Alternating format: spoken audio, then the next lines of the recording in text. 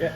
Stephen, congratulations, through in the end, but not without a little bit of drama in the middle of that match. Just sum it up for us, what it feels like.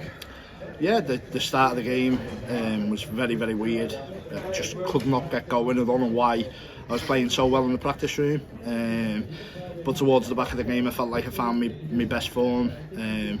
Obviously, almost hit the 9-dart, feeling. The feelings of confidence was showing through towards the end, and the trebles were obviously I was hitting a lot more trebles towards the end, and that gave me the confidence to come on and win the game. You talk about like the attempted 9. You ended up losing that leg. Did that affect you for a couple of legs? Because he seemed to get back into it at that point. Yeah, of course it does. Listen, you want to win any game you play in, and you want to hit the 9 for the fans, for your family, for your management, for the sponsors. I wouldn't say I've been doing it regularly on the practice board, but I hit one in Pro Tour, I've hit a few on practice, and I feel like I'm playing better than ever. I feel consistent, I feel really good in my game, and like I said, just for the first probably 10 legs, I just wasn't in it. But to finish with a 98 average and be disappointed, it shows where my game's at. Coming into this evening, all the seeds lost this afternoon. Was that extra pressure on you coming into the venue today thinking, hang on a minute, we don't want to join them? Oh, did they lose? Yeah, of course it does. I'm number 4 in the world. I want to stay there. I want to be in the Premier League next year. I want to win world titles. I want to do everything I can in the time left I've got in this game, and I'll give myself 10 years. I know how good I can be. I know how good I am. But I need to work hard. I need to make sure that the best version of Stephen Bunting turns up week in, week out.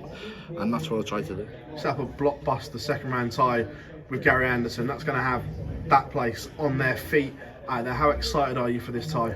Yeah, no, really excited. Listen, Gary Anderson's a fantastic player. He's won the match play before, has he? He's a couple of times world champion. He's a stalwart in PDC history in the BDO when I used to play there as well, and he's a tough opponent, but he's probably not as good as what he was probably 3, 4, 5 years ago, but he's still very, very dangerous, and I need to make sure that I play the best I can play. Otherwise I'll be going home and Gary will be in the quarters.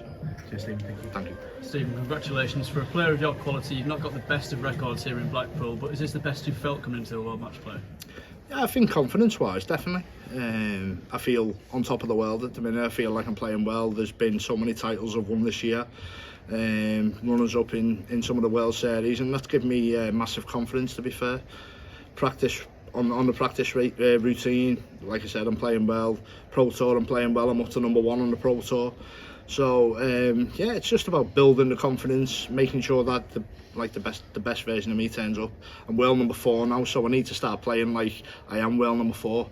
I believe I am that good, but I want to show you all yous.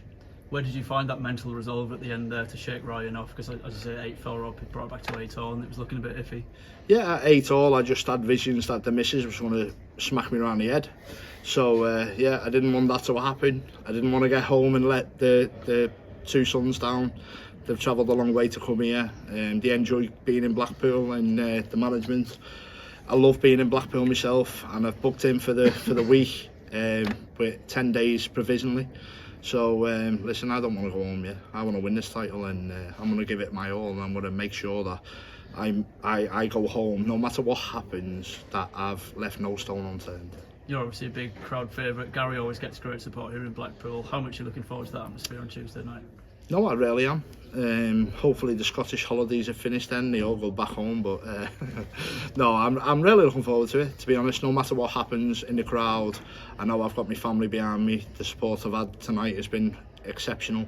I've got the missus, my 2 sons, I've got my management here, and I've got a lot of friends and family here as well. So my dad's in hospital at the moment, so I want to send my well wishes to my dad.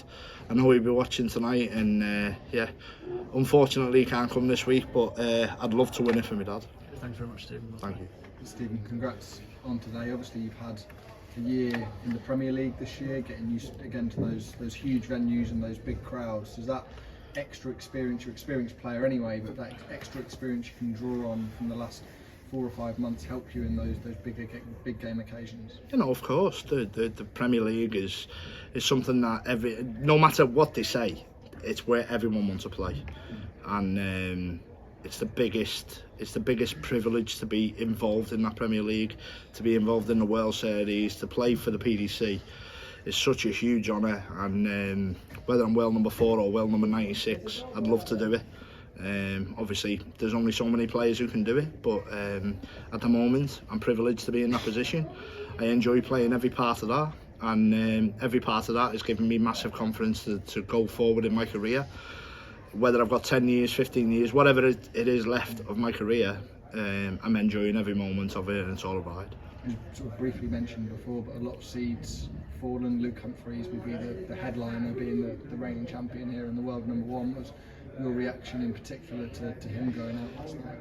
Yeah, I'm gutted because he's got some aftershave for me, and I'm not going to get it now this week. So yeah, I'm a bit disappointed, to be honest. Listen, Luke's a great friend of mine. I'd be lying to say I'm disappointed that he's gone out and he's not in the tournament no more, because he's a fantastic player, and for him to go out, it makes the tournament a bit easier. But yeah, he's a huge friend of mine. I admire what he's done for the sport and what he keeps doing for the sport, and yeah, long may that continue. And unfortunately he's not been this week, but I'm sure he'll win many more titles over his career.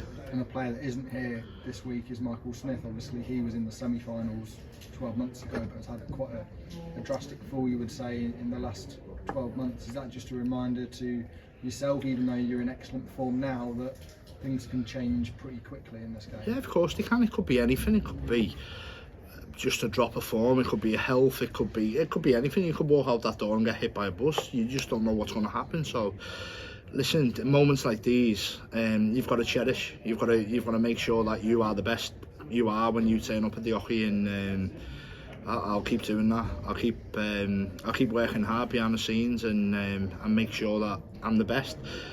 Unfortunately, there's going to be a day where I turn up and I'm not at my best, and it'll be well documented, but for now I'll keep trying to play well.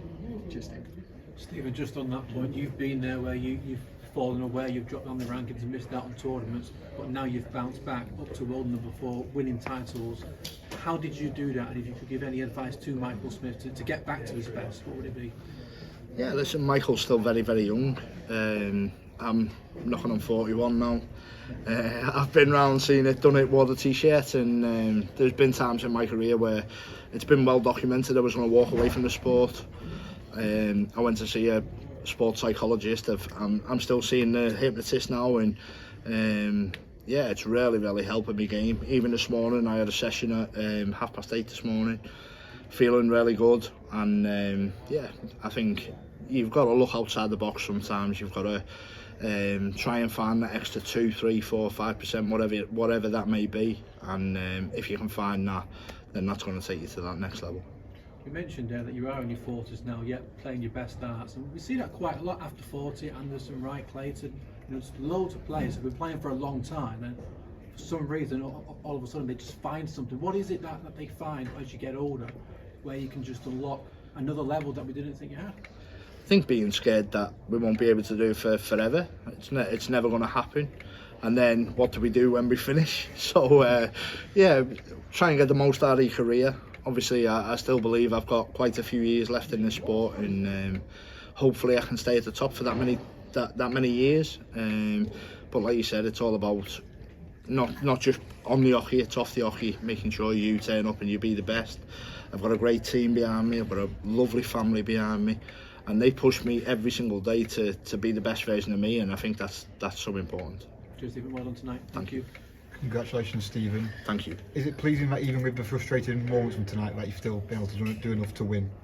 Yeah, no, of course. Listen, I'll go back to my hotel, and I won't even think about the frustration part of the game. I'll think about the winning double, the winning feeling, obviously into the next game now. So tomorrow I'll have a day at the fair, looking forward to spending some time with family, take myself away from darts, and then obviously the next day I'll be making sure that I get myself ready for Gary Anderson. It's been a great year so far for yourself, obviously playing Premier League titles, for winning the league as well always helps. Do you come here with a spring in your step, just thinking everything is going your way, and when you look at obviously some of the names going out already, you know, things could fall in your favour? Yeah, no, I don't really look at it like that. Obviously, I enjoy watching the football. I enjoy doing other things away from darts. But I honestly know, like, the season I've had, the performances I've put in, and the way I'm playing, I know that I can win this title. But in the same breath, I also know that there's so many players left in this tournament who can beat me. So I need to make sure that I don't look at the finish line.